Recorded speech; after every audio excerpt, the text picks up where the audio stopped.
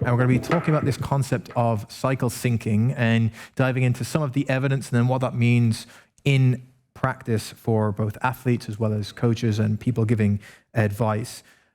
Before we get to this, it should probably be useful to explain some background concepts and terminology. So Professor Elliott-Sale, if you'll help me out here, can you maybe talk about some of the typical hormonal changes that occur across the menstrual cycle and some of the useful terminology that people might be aware of? So what you're looking at here in this graphic are two hormones, estrogen, which is in purple, and progesterone, which is in that sort of grey colour. And these two hormones fluctuate across the menstrual cycle. Estrogen almost on a daily basis, and progesterone more so on a weekly basis. Now, you might have heard that every menstrual cycle is 28 days long, or once a month, it lasts a month. But actually, we know that some menstrual cycles are as short as 21 days and they can still be healthy, or they can be as long as 35 days and still be healthy. Now, the other thing to note about the menstrual cycle is we love to divide it into specific phases, and we do so by, the phases are based on different concentrations of these hormones. So, for example, in phase 1, estrogen and progesterone are low. In phase 2, estrogen is very high, progesterone is low. And then in phase 4, I can count, I know I've skipped 3, but in phase 4, progesterone is high and there's a secondary peak in estrogen. The reason why I didn't mention phase 3 is it's a bit of a transition phase, and actually we're mostly interested in the big or the significant changes.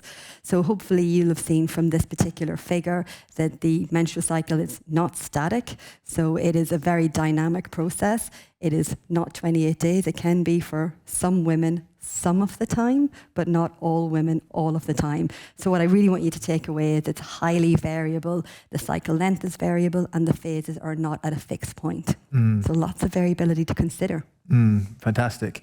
And so, Professor Halson, when it comes to recovery, one of the things that sometimes gets mentioned is the potential role of some of these hormones and the changes within them, or even claims around, is there differences between sexes based on some of these hormones in terms of people's recovery? Do we have evidence around this, and what is the current state of the evidence?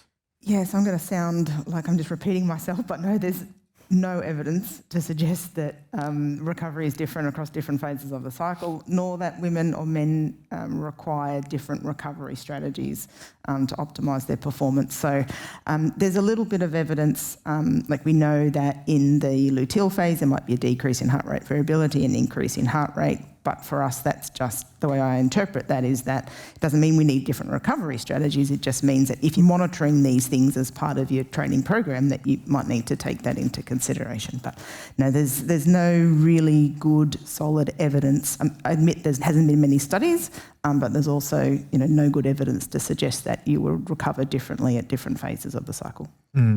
As the name of our topic suggests, one of the things we wanted to get to is this concept of cycle syncing, which is incredibly popular, and people have seen a variety of different claims about this. Professor Phillips, first, could you maybe define for us what this is, what people are typically referring to when this term cycle syncing is used?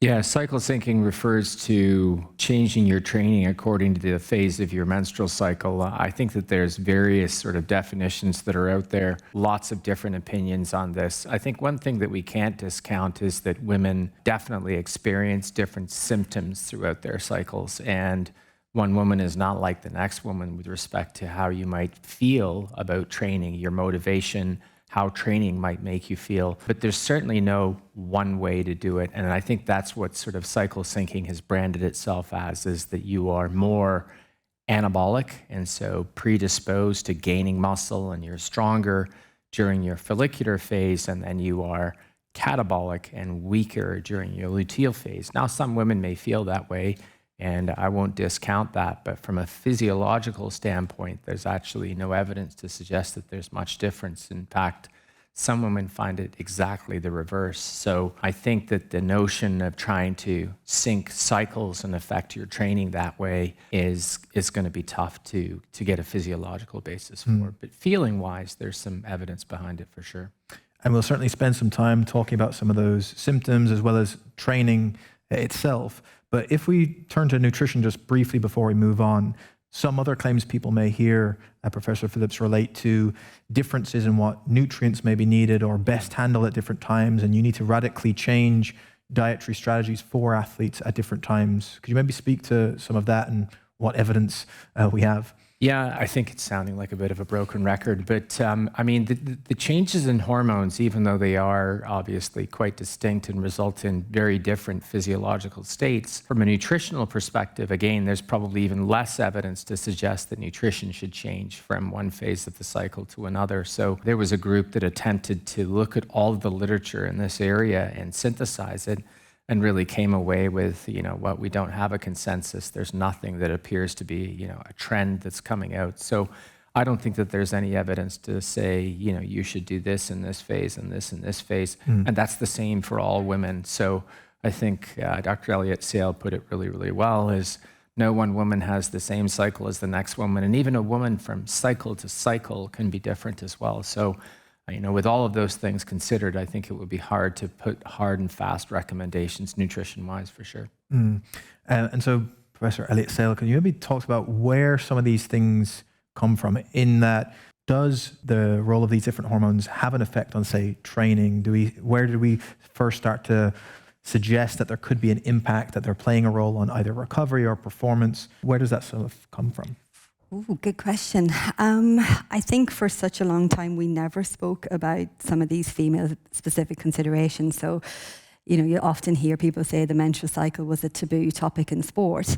But I think we've maybe that pendulum swing effect. And now where it's come out of, hiding, and we didn't talk about it, it's sort of become the everything.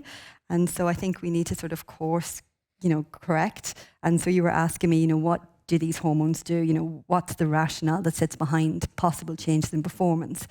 So first and foremost, I always need to remind athletes, practitioners, everybody, that these two hormones are reproductive hormones. So their primary function is to prepare the body for pregnancy. So that's their primary function. That's what they're there to do. Now they have a whole host of secondary functions related to health. So again, these hormones, have roles in cardiovascular health, bone health. So we talk a lot about estrogen and bone health. Cognition. So they're traveling to lots of other places in the body for these secondary health roles. And then we have to think about what's left over or what's available for these other sort of performance effects that we're now starting to think about.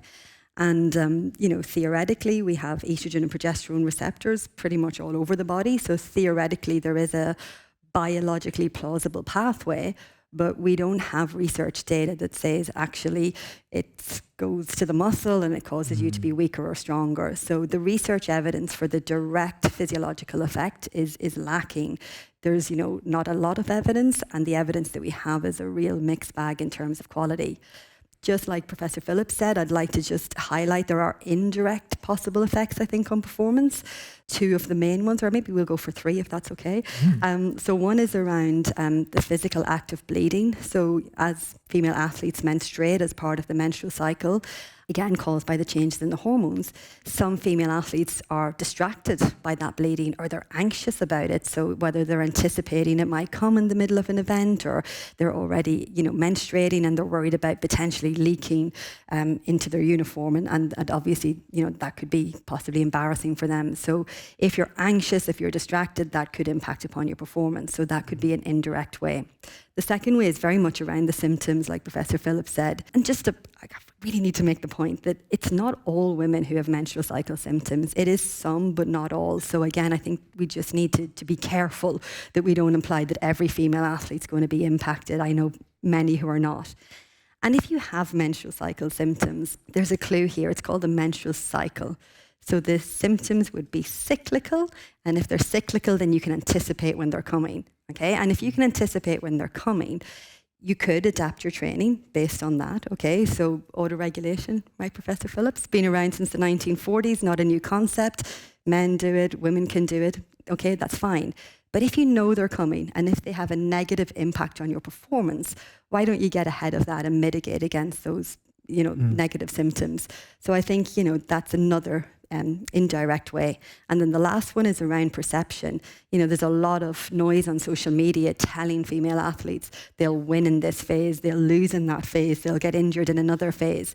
And actually, we know the perception sometimes shapes reality. So again, we just need to be really careful about the narrative that we're putting out to female athletes. So a little bit of nuance there, but from a physiological point of view, no direct link that we've seen yet, but maybe some indirect ones that need some consideration. Yeah, and to build on some of those indirect impacts, and as you know, on an individual level, some of these things will be playing a role. Emily, earlier, we had mentioned that you do some things to note and adapt your training based on your individual responses that you've noted, and you also don't have the luxury of picking when an event is going to take place. No. Can you maybe speak to your experiences in doing that, of taking your own individual responses to things and adapting that to your training, making it work around it, but also not letting that perception of, oh, I'm not going to be able to do this, creep in? Yeah, absolutely. I think obviously these guys have, you know, absolutely smashed it. You know, it's individual, and I feel different from one cycle to the other. My training is different sometimes. There's the key things that we found that kind of affects me a little bit. I get this newfound mobility that is lovely, and I would love to stay, but I can't really control it at the top weights. So sometimes I have to, you know, think smartly if we're going to go that heavy that day, because I might not have the same control. So it's more about like injury prevention more than anything like affecting performance. And my proprioception sometimes is a little bit off. So sometimes we hone into the things like the squats and the deadlifts that are more the single movements than more the compound movements, just for me to be able to build there.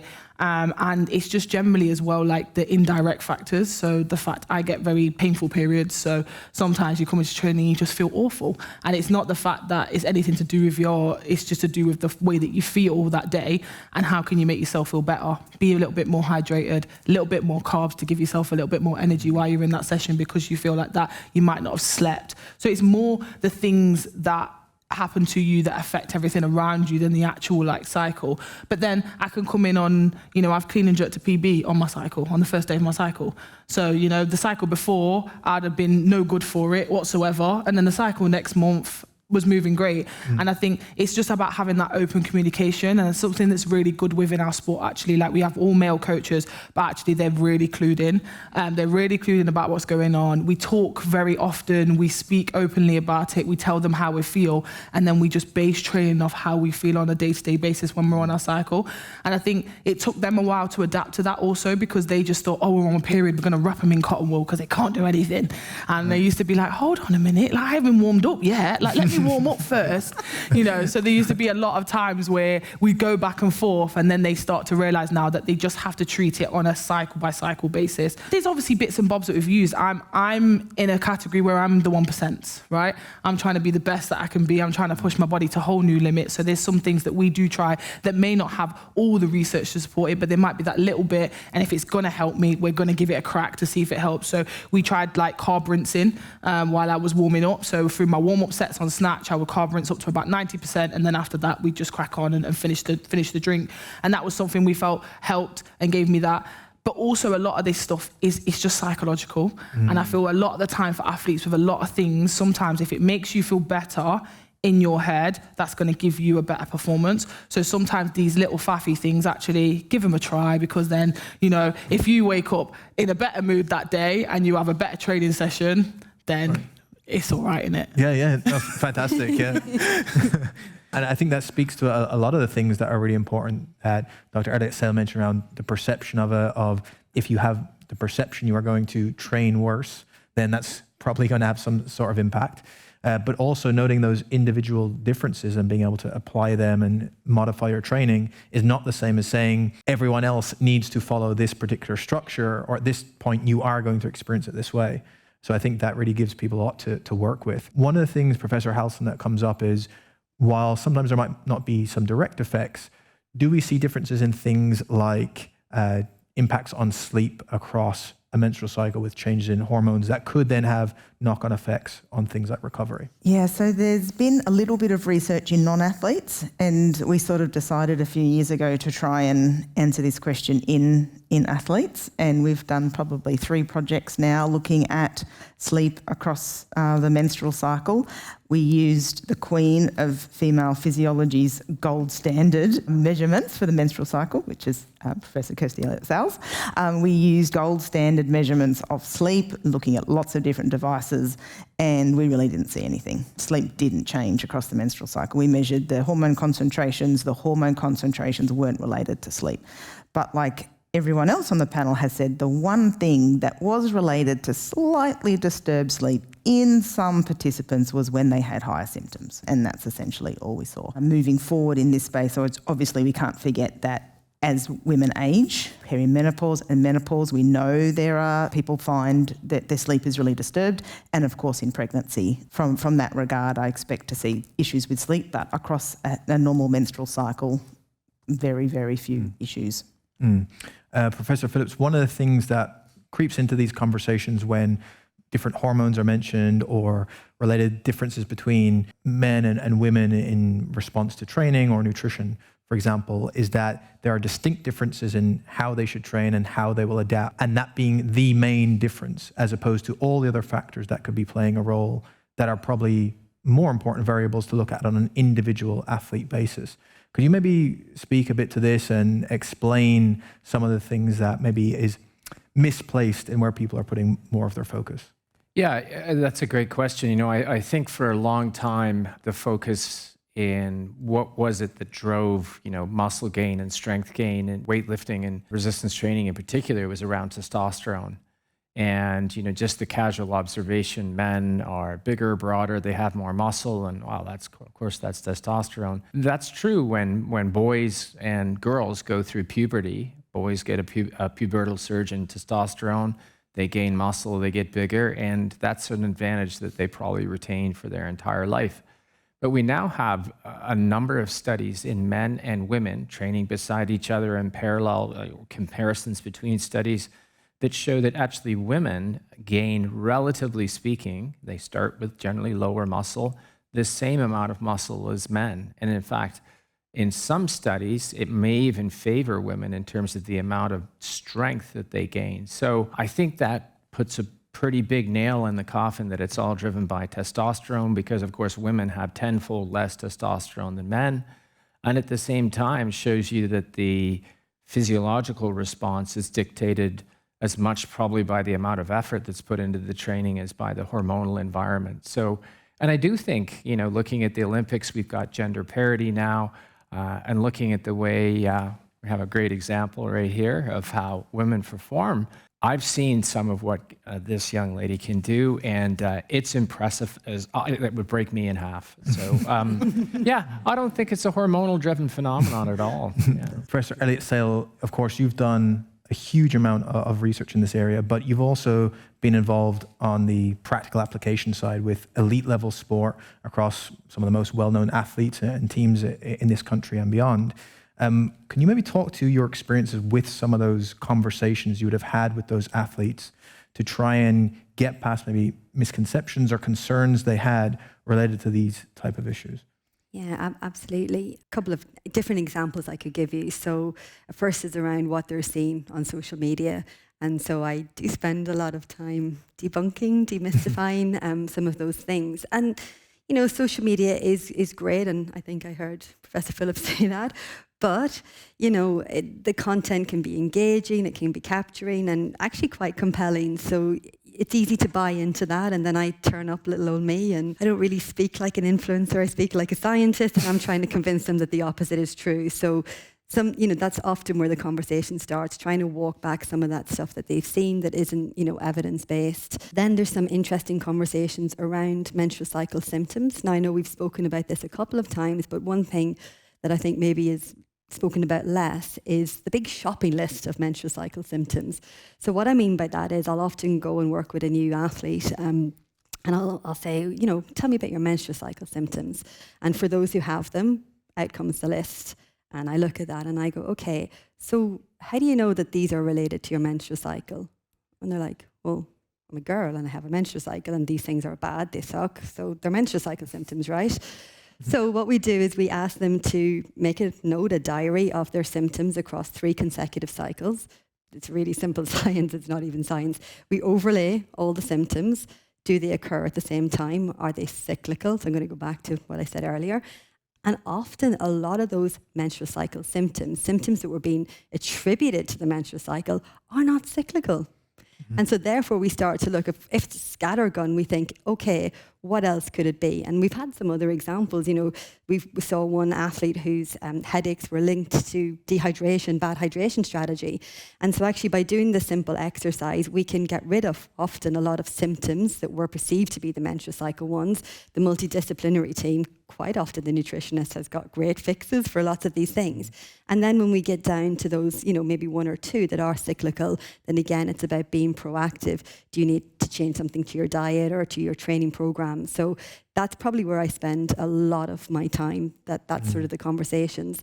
And then I guess lastly, we talk about performance and their own performance, and we're always keen to hear their experiences. So, lived experiences are super important. But again, sometimes they need help navigating that. So, you could say, I won in this phase, so this is my winning phase. But you might also have had great sleep. You'd just come back from a break, all these things. You'd optimized your nutrition. So, that cause and effect, it's going to be rare. It's just one thing. Yep. So, we talk about and we navigate their lived experiences.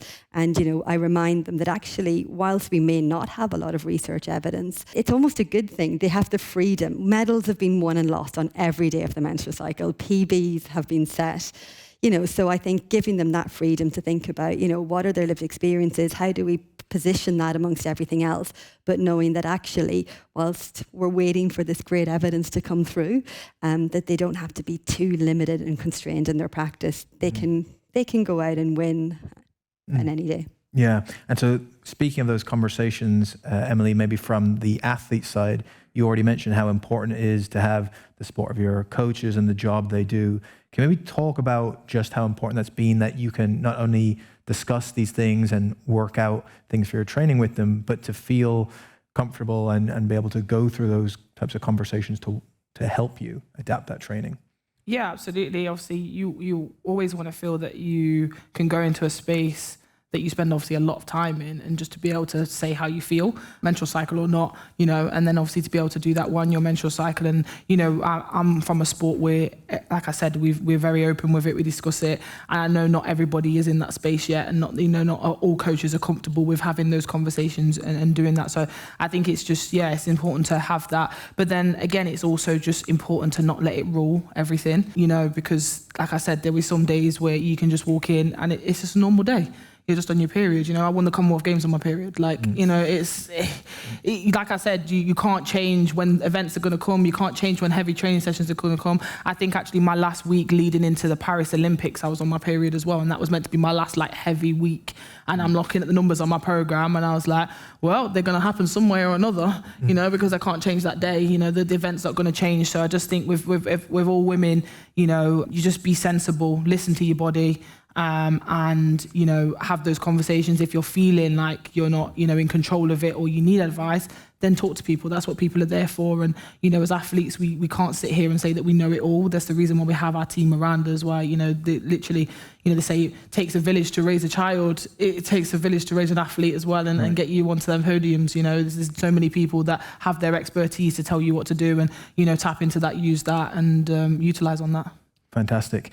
So before we get into our next little segment, maybe to wrap this up with our concept of cycle syncing, Professor Phillips, maybe I'll let you do the honors of, from what everyone has said and from what we know from the current evidence and some of the misconceptions that are out there, can you maybe give us what is it we should take away about this concept of having a very prescriptive ability to plan training and nutrition based on cycle? I would have to think, after listening to all of this, is that, there are some women who definitely need to take a break at certain times in there because there's symptoms, but train according to how you feel. There's nothing that is specific to one phase.